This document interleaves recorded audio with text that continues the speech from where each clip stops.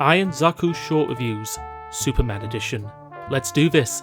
A perfect superhero classic for its time, with one of the most iconic portrayals of the character with Christopher Reeves, and it does have some pretty good memorable music, especially with John Williams providing the iconic theme song. Goes in different directions than the first movie, but I still enjoyed it overall, and rest in peace to Terrence Stamp for giving us his portrayal of General Zod. I enjoy both cuts for different reasons. However, if you were a huge fan of Richard Donner's take of Superman in the first film, and you wanted to see what his vision would have looked like in the sequel had it been completed to some extent, I'd recommend giving the Donner cut a watch. It's pretty good. There are some moments and ideas that I get a kick out, but this goes in a very odd direction with way too much comedy than it probably needed, especially from Richard Pryor. I mean, I love the guy, but I wasn't a fan of Superman 3.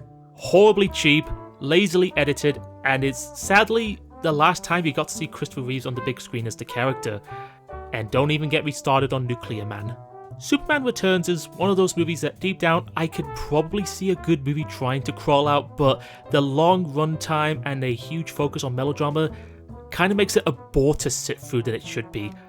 Kevin Spacey was great as Lex Luthor, despite what was found out about him years later, as well as Bryan Singer. I think I said it before, and I think it still perfectly sums up Man of Steel in the end. It is the Marmite of Superman movies. You either loved it, or you hated it. I still enjoy it, even with its very obvious faults.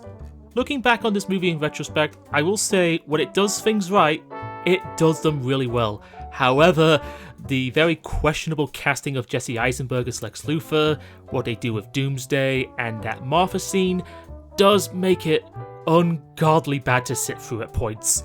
It may have took a very long time, but you can't deny James Gunn cooked one hell of a good Superman movie.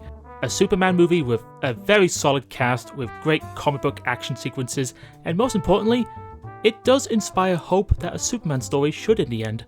Subscribe for more of these shorts, and hope you have a great day, punk rocker.